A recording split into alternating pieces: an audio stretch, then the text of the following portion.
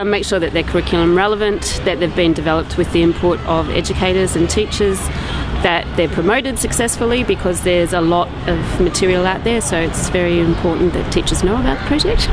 We've done an electronic direct marketing campaign through Atom to let all teachers in Australia know about the project. We have also got an article coming up in Screen Education magazine, and we're trying to be as high profile as possible at as many education conferences as possible that we can go to. Do you think study guides helps the success of the program, or being used in schools? Yeah, absolutely. And in fact, we're in negotiations at the moment to do one of the new iPad or tablet study guides, because a lot of our material is very multimedia, so it'd be great to take advantage of that new technology, and hopefully it'll be available to schools soon. I think in terms of getting the programs out into schools, the study guide's a really important part of it.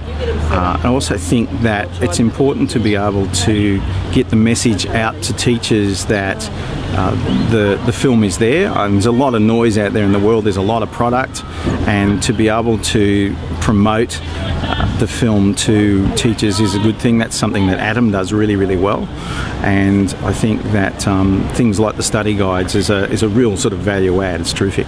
I've shot a lot of behind the scenes footage over the years for other projects, and as well as I've had people shooting stuff on my programs for behind the scenes, and it seems to be one of those things that is a really good sort of value add. I think that the general public really like to see it, but in terms of media students, they love to be able to, it's sort of like they're in on a bit of a secret, that they're sort of seeing what's going on, and it's like, oh, that's how they did it, which is terrific. So it's a very good educative tool.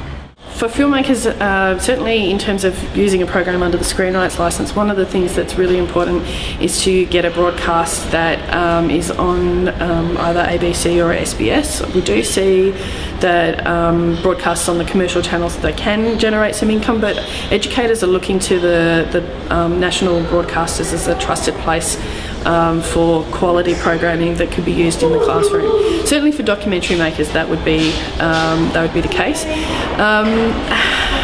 Using, in terms of getting the materials used in the school, contemporary issues, anything to do with climate change or refugees is current now, but for a filmmaker, knowing that 2 years ago when they were planning their project, that's a little bit of guesswork involved in that. But providing resources more than just the program, providing clips, because teachers like to use short snippets of the program. They don't want to use the whole full 52-minute documentary. They want to show certain segments and showing how they're relevant and what kind of analysis could be drawn from using that clip. That's important. We send students to YouTube constantly. We do these online scene analysis exercises where we've worked out a raft of questions.